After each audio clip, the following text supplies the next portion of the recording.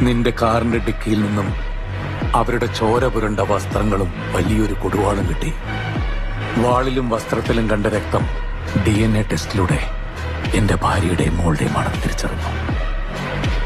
പക്ഷേ ആ ഷോക്കിൽ എല്ലാവരും വിട്ടുപോയ കേരള പോലീസിന് ഇന്നേ വരെ പരീക്ഷിക്കേണ്ടി വന്നിട്ടില്ലാത്ത ഒന്നുണ്ടായിരുന്നു.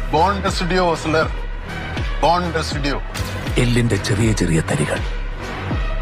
എല്ല് വെട്ടാൻ കത്തി ഉപയോഗിച്ച ശേഷം അതെത്ര കഴുകിയാലും ഈവൻ കെമിക്കൽ വാഷ് ചെയ്താൽ പോലും ബോൺ റെസിഡ്യൂ പോകില്ല.